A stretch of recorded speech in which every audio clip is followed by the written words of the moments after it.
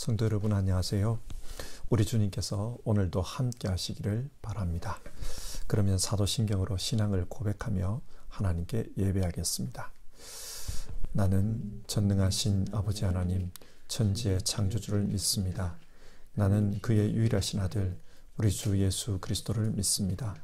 그는 성령으로 잉태되어 동정녀 마리아에게서 나시고 본디오 빌라도에게 고난을 받아 십자가에 못 박혀 죽으시고 장사된 지 사흘 만에 죽은 자 가운데서 다시 살아나셨으며 하늘에 오르시어 전능하신 아버지 하나님 우편에 앉아 계시다가 거기로부터 살아있는 자와 죽은 자를 심판하러 오십니다. 나는 성령을 믿으며 거룩한 공교회와 성도의 교제와 죄를 용서받는 것과 몸의 부활과 영생을 믿습니다. 아멘. 찬송가 433장 귀하신 주여 날 붙드사, 우리 1절 부르겠습니다.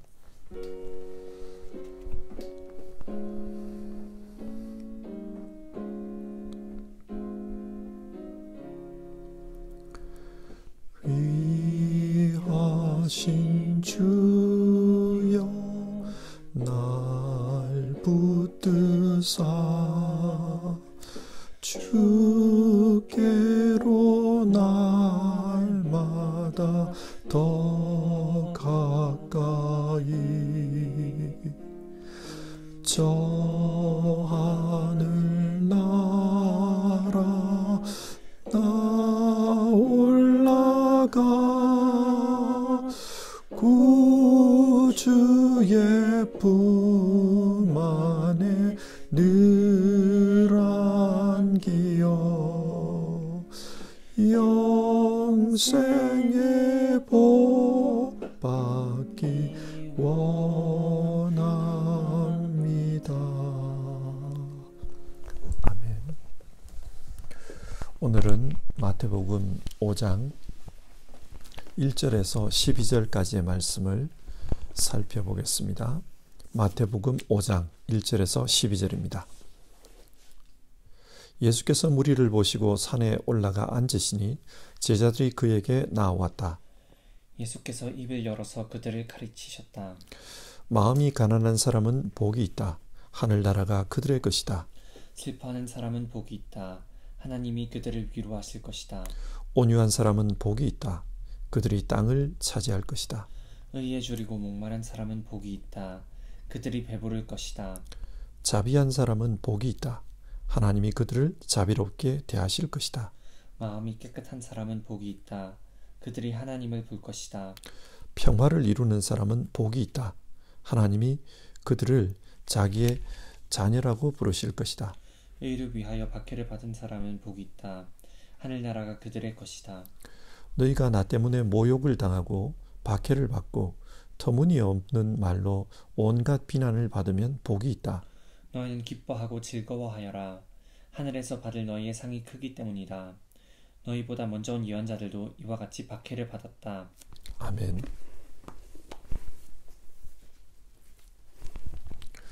오늘은 팔복의 말씀을 살펴보려고 합니다. 팔복은 참으로 아름다운 말씀입니다. 예수님은 공생애를 시작하시면서 회개하여라. 하늘나라가 가까이 왔다. 그렇게 선포하셨습니다. 이 땅에 하늘나라가 왔다고 했습니다. 그러면 이런 질문이 듭니다. 예수님이 말씀하신 하늘나라는 어떤 것일까? 왜 이런 질문이 드느냐 하면 예수님은 하늘나라가 왔다고 했습니다. 하지만 우리는 여전히 하늘나라가 오기를 기다리고 있기 때문입니다. 아마도 예수님이 말씀하신 하늘나라와 우리가 생각하는 하늘나라가 좀 다른 것 같습니다. 여러분, 예수님이 말씀하신 하늘나라는 어떤 것일까요?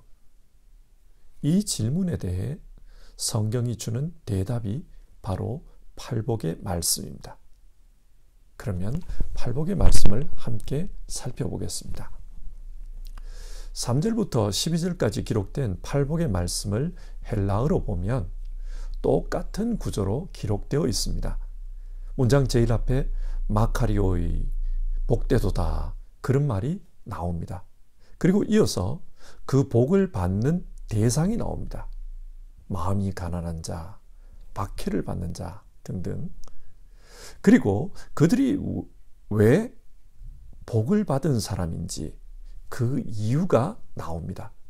왜냐하면 하늘나라가 그들의 것이기 때문이다. 팔복은 이런 구조로 되어 있습니다. 우리는 이 말씀을 읽으며 조심해야 할 부분이 있습니다.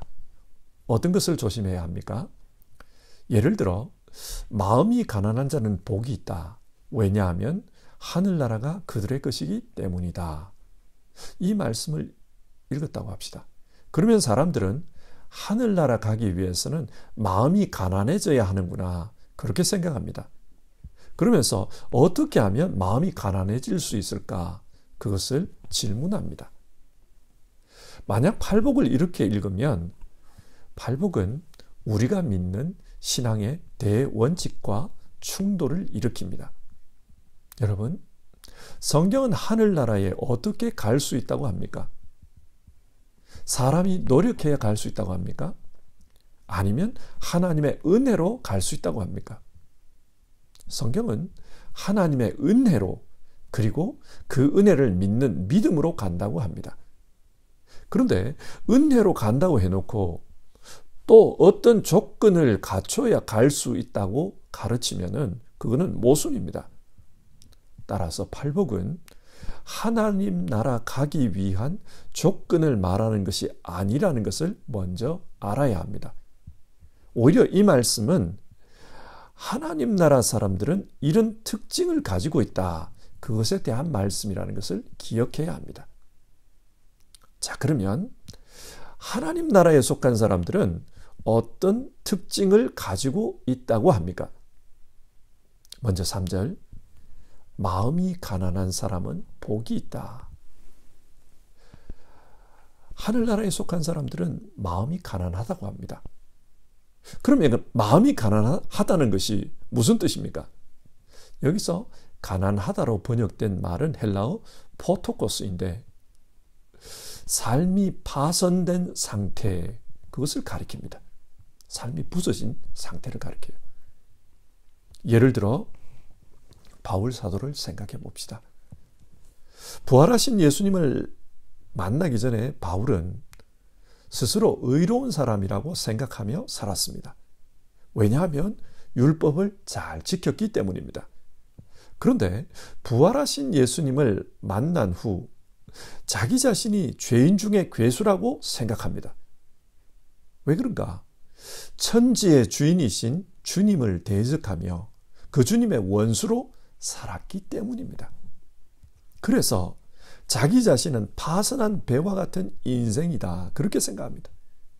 절대로 구원받을 수 없는 인간이다, 그런 생각을 해요. 이것이 마음이 가난한 것입니다. 누가복음 19장에 나오는 삭개오를 다시 한번 생각해 봅시다. 삭개오는 세상에서 인정받는 부자였습니다. 세리장이기 때문에 로마 관원들로부터 인정받았습니다. 그러나 삭개오는 잘 알고 있었습니다. 이렇게 살면 하나님 나라에 들어갈 수 없다. 그걸 잘 알았어요. 그렇기 때문에 자기 마음이 아팠습니다. 하지만 한번 잘못된 길을 들어선 그 삶을 돌이키기는 어려웠습니다. 그래서 구원자 예수님을 몰래 쳐다봅니다. 내 힘으로는 어쩔 수 없으니 구원자 예수님, 나를 도와주십시오. 그런 마음이었습니다. 예수님은 그런 삭개오를 바라보며 이 사람은 하나님 나라에 합당한 사람이라고 하셨습니다. 무슨 말입니까? 자기 자신이 죄인이라는 것을 알지만 어쩔 줄 몰라 하는 사람, 그래서 주님의 구원을 바라보며 사는 사람, 그 사람이 마음이 가난한 사람입니다. 예수님은 공생의 사역을 하시면서 스스로 의롭다고 자부하는 바리새인과 율법학자들보다 오히려 세리와 창기를 더 가까이 하셨습니다. 왜 그렇습니까? 그들이 마음이 파손된 자들, 즉 마음이 가난한 자들이었기 때문입니다. 아버지를 떠나 당자가 되어버린 자들, 그러나 아버지의 집으로 돌아가는 것 외에는 구원의 길이 없다고 생각하는 자들, 그들이 바로 이들이었습니다. 오늘 성경은 이렇게 마음이 가난한 사람들을 복이 있다고 합니다. 왜 복이 있다고 하는가? 하늘나라가 그들의 것이기 때문입니다. 무슨 말입니까? 하늘나라는 하나님 앞에서 자신이 파선한 자라고 선포한 그 사람들의 것입니다. 이대로 두면 침몰하여 자기 인생은 끝날 것이라고 생각합니다. 그렇기 때문에 오직 소망을 주님께 둡니다. 주님께서 구원해 주시지 않으면 나는 소망이 없습니다. 사슴이 시냇물을 찾기에 갈급함 같이 내 영혼은 주님을 찾고 있습니다. 그들이 바로 하나님 나라 사람들이라고 합니다. 성경은 이들을 다르게는 슬퍼하는 사람, 그렇게 표현합니다. 4절 말씀이죠. 애통해하는 자. 그런데 성경은 이 애통해하는 사람들이 복이 있다. 왜 복이 있다고 하는가? 4절, 하나님이 그들을 위로하실 것이기 때문이다. 여기서 위로라는 말에 주목합시다. 위로라는 말을 헬라어로 보면 파라칼레오입니다. 이 단어를 명사형으로 바꾸면 파라클레토스인데요. 성경은 이 단어를 보혜사로 번역합니다. 보혜사, 변호사라는 말입니다. 요한 사도는 우리의 첫 보혜사를 예수님이라고 했고 다른 보혜사를 성령님이라고 했습니다. 무슨 말입니까? 자기 자신이 죄인임을 알고 스스로의 힘으로는 구원이 불가능하다, 그렇게 생각하는 그 사람들, 그래서 자기 인생에 대해 애통해하는 그 사람들, 하나님은 그 사람들에게 예수 그리스도를 보내주셔서 구원해 주십니다.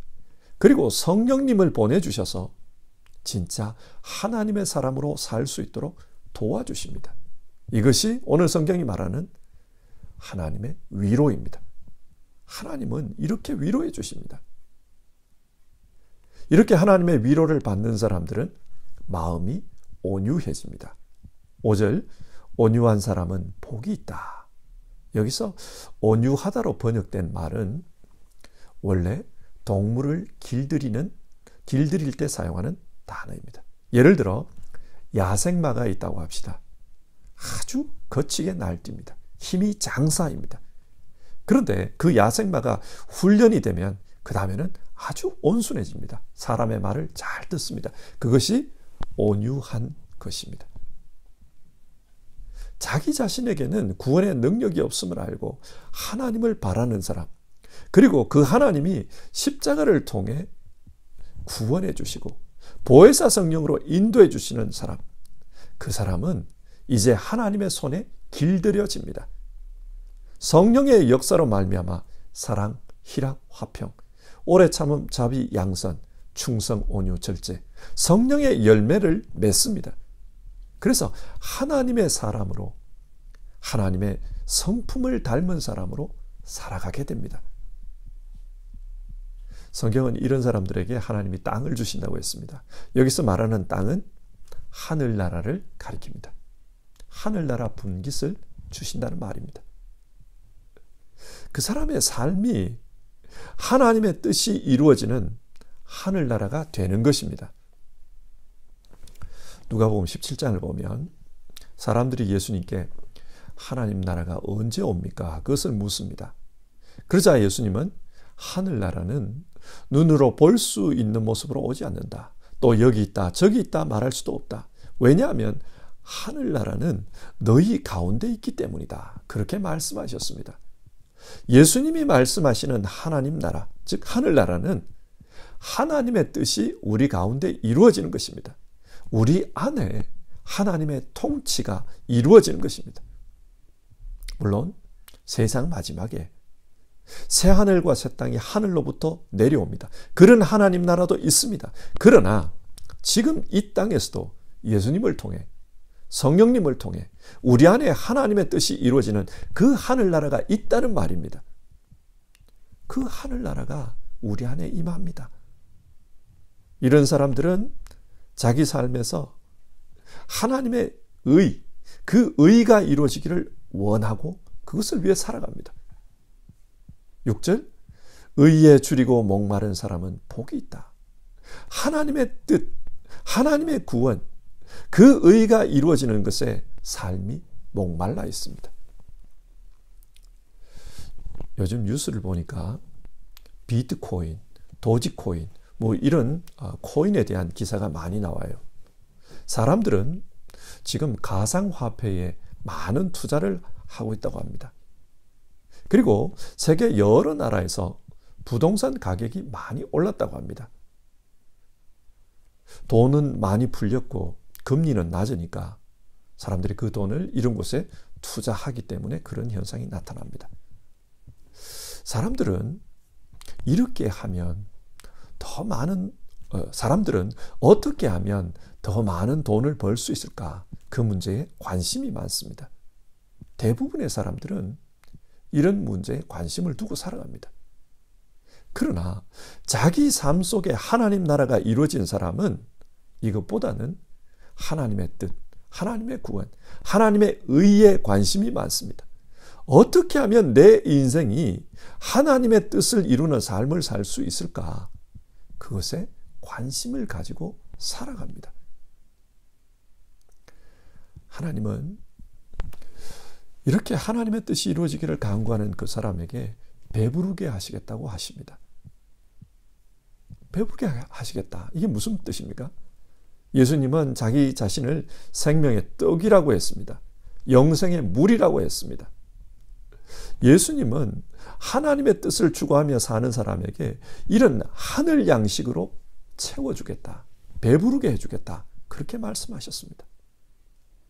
비록 이 세상에서는 가난할 수 있고 때로는 어려움을 겪을 수 있지만 그러나 주님께서 하늘의 것으로 채워주십니다.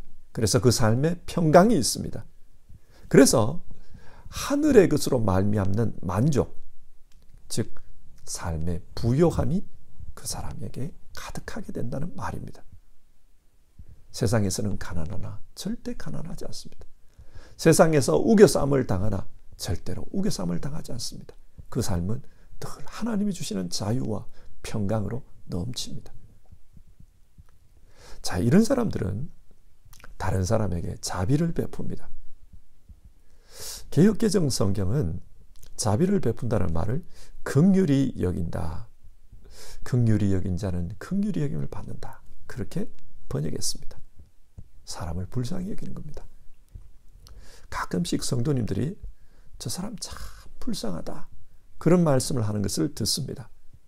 그런데 그 이야기를 듣다 보면 불쌍하다는 그 사람이 누군가?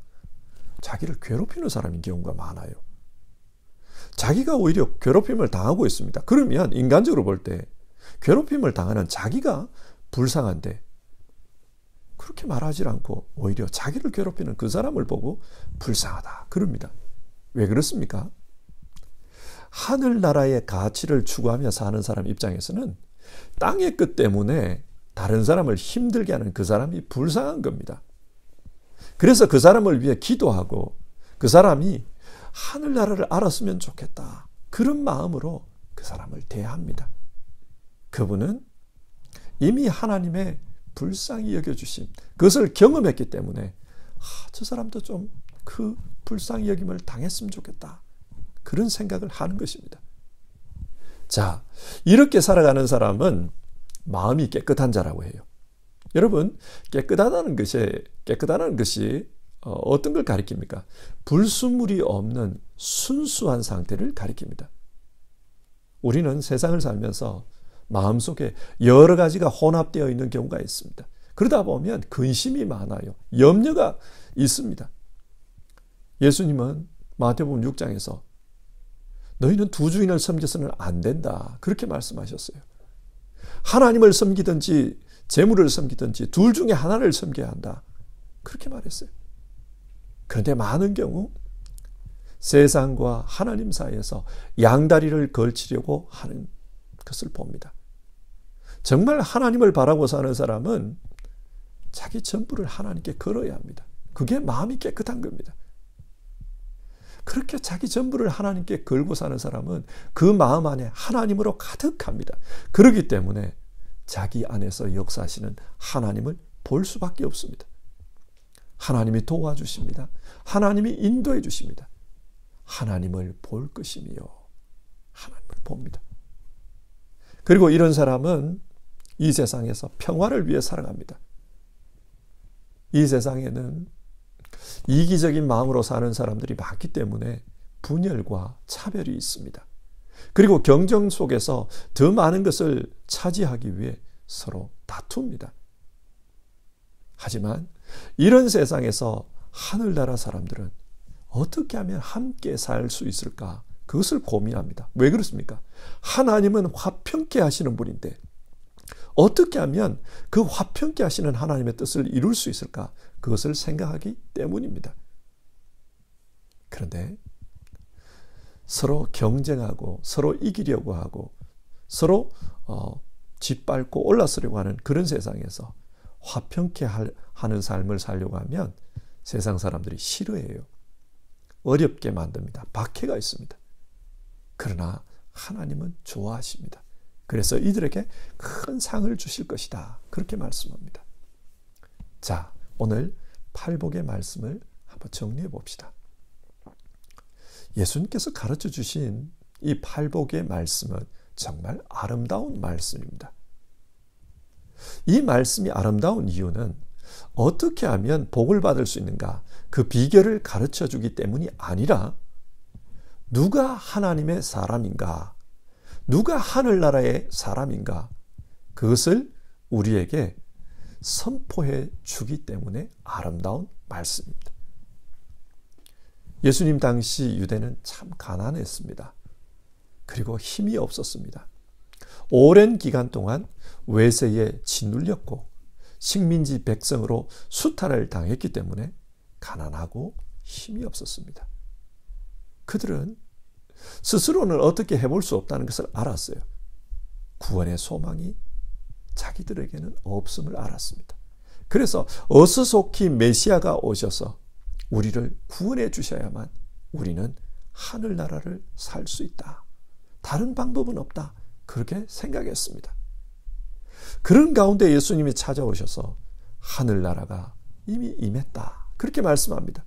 그리고 누가 그 하늘나라 백성인지를 말씀해 줍니다.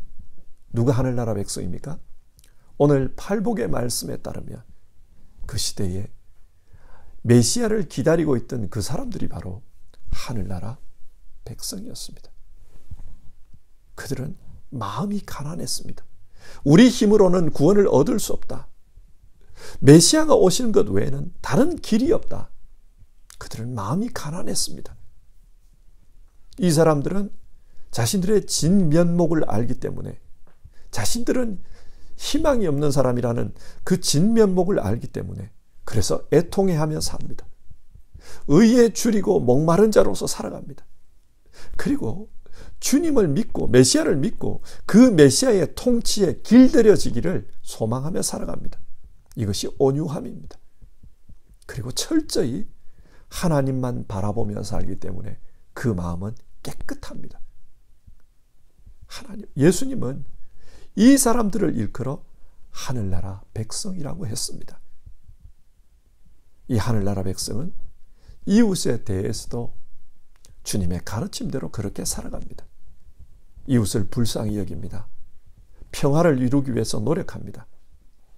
그래서 다른 사람이 박해할지라도 하나님이 이것을 원하시기 때문에 기꺼이 그 박해를 받는 사람들입니다.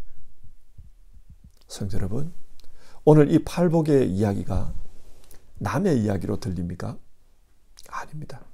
이 이야기는 오늘 우리를 향한 이야기입니다. 우리 역시 예수님을 믿고 하늘나라 백성으로 살아가는 사람들 아닙니까? 그렇기 때문에 오늘 우리의 모습도 이 팔복에 해당되는 모습이라고 합니다.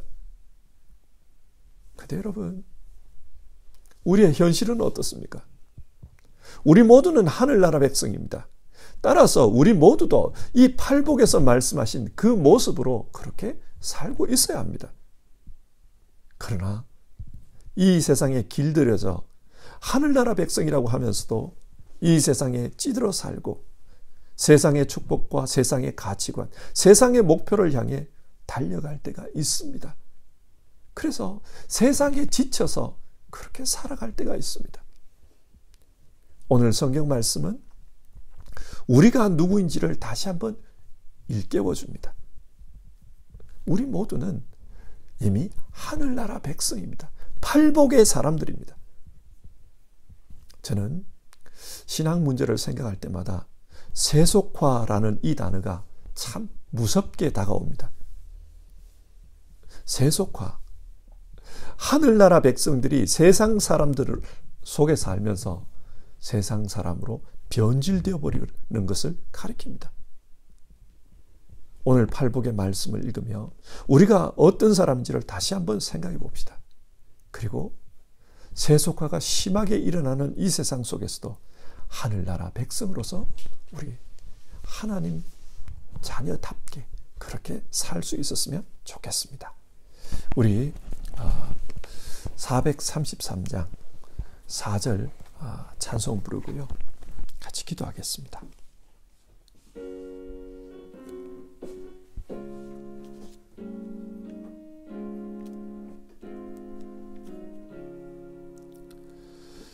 이 세상 내가 살 동안에 주께로 날마다 더 가까이 저 배는 천국 나 들어가 한없는 복락을 다 얻도록 풍성한 은혜를 주옵소서.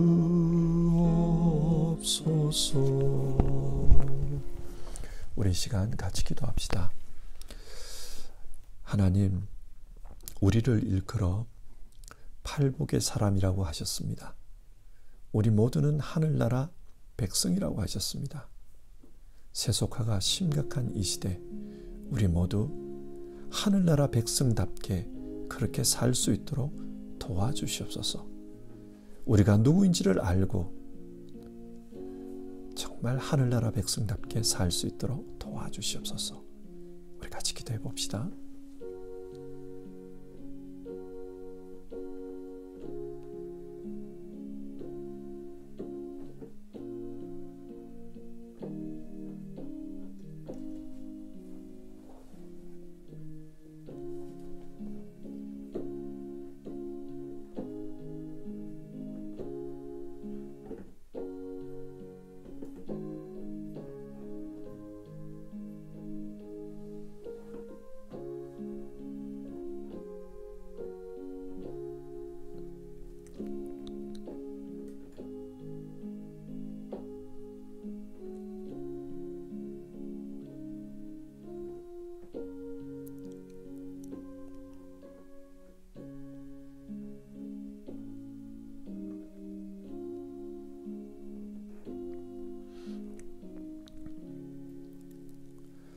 하나님, 오늘 말씀을 읽으며 우리를 하늘나라 백성으로 삼아주신 하나님께 다시 한번 감사를 드립니다.